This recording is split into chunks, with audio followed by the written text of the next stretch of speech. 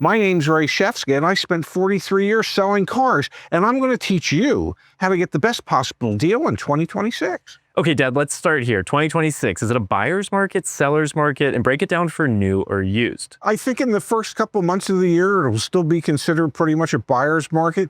Those are the two slowest months of the year, January and February. So I think there'll be motivation carried over from December for dealers to work with customers on pricing. Is that for new or for used? That's for both. For used, it will be for the next 3 or 4 weeks until we get into the spring selling season.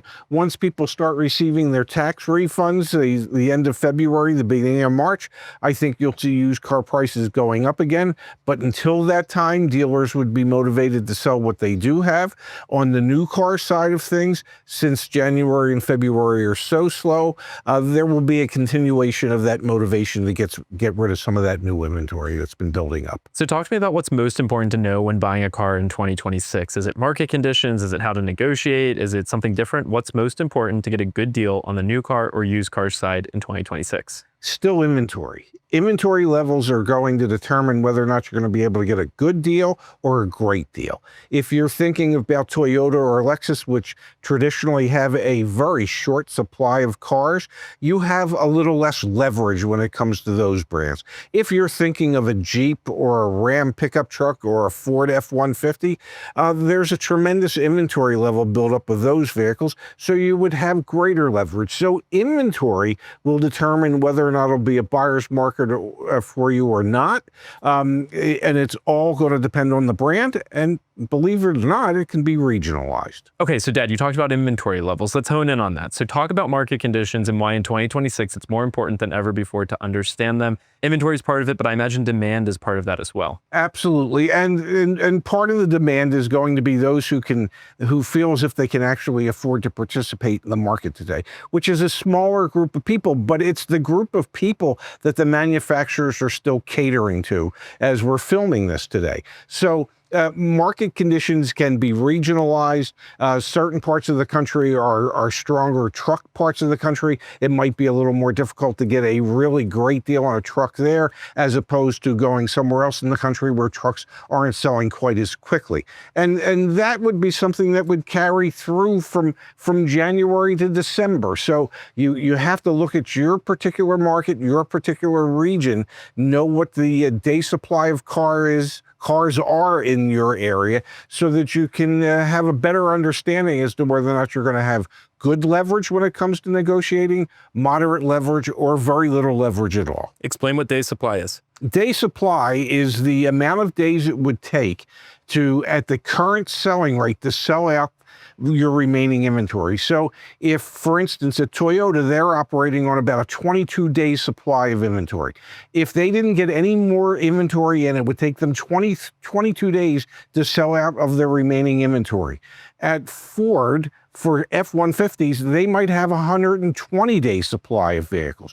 It would take them 120 days to sell through that inventory if they didn't get any more in. Well, there's more leverage to negotiate on those Fords than there would be on those Toyotas. So in 2026, understanding market conditions, understanding days supply, some of the most important things you can do before you buy a car, correct? Absolutely. Okay, let's switch gears. What next? Is it how I reach out to the dealership, what information I request from them? What's most important after I've done my market research to understand conditions? What next is most important to get the best deal in 2026? Well, in my opinion, what would be most important is to understand what you can actually afford, and only reach out to dealers on the vehicles that you know will fall into what it is that will equate to your comfortable monthly payment that you can afford. So you have to understand that before you start contacting dealers.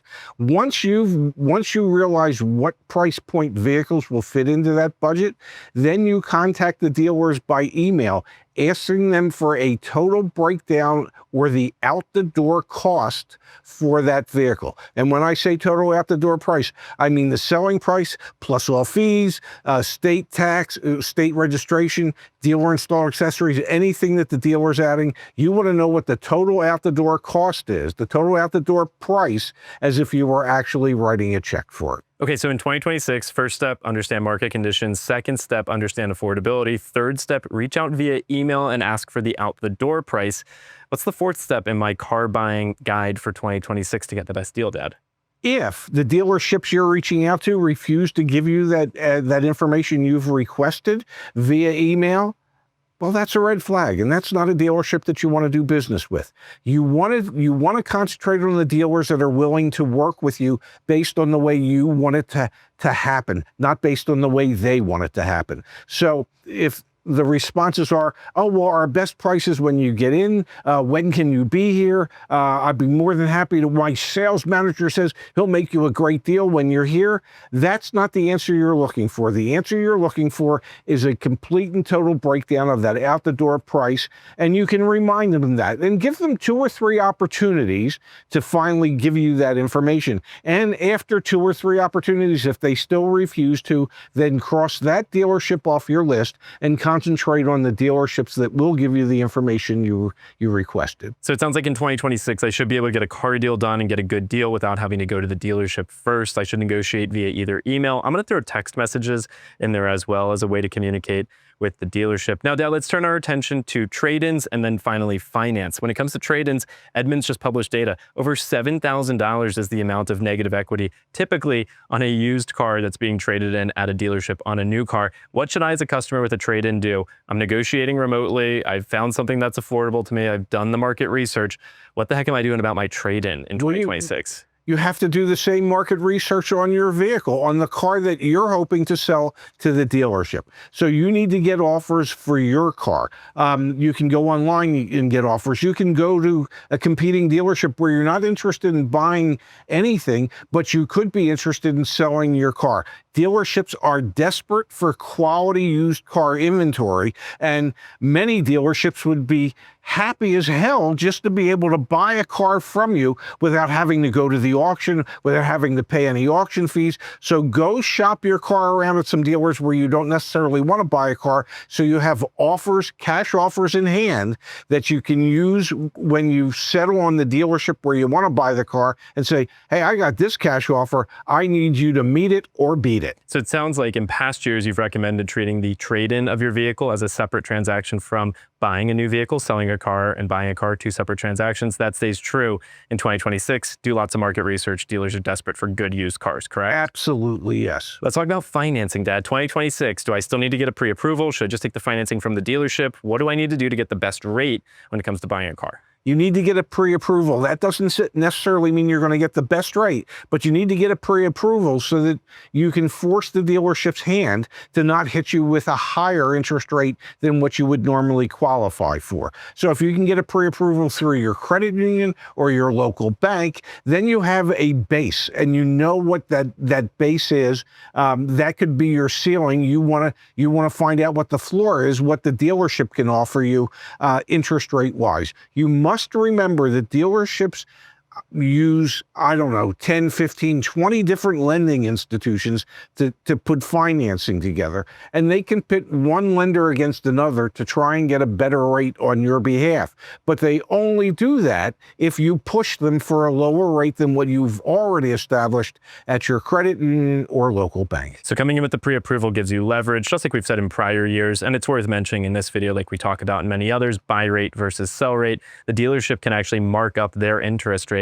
And so if you don't have something competitive when you come in with the financing, they don't have incentive to lower that rate, even though they're making money there. That would be correct. Okay, so it sounds like, again, to recap, in 2026, you need to do your market research and understand the day's supply of inventory. It sounds like for both new and used cars, for the remainder of the year, you're thinking it's a bit of a buyer's market, maybe a touch more for new than used, but buyer's market nonetheless. Yeah. Then affordability. You need to actually do the research on what you can afford. A lot of that has to do with looking in the mirror, I imagine, and just being honest with yourself.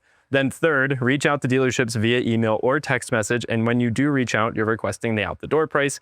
Number 4 would be if you have a trade-in, you need to go pretend like you're going to sell that to someone else, get the highest offer possible, and then ultimately treat it as a separate transaction with the dealership you're dealing with and sell it to the highest offer. And number 5, get a pre-approval and make sure you're working your interest rate. Sounds like buying a car in 2026 is a heck of a lot like 2025, 2024, 2023, 2022.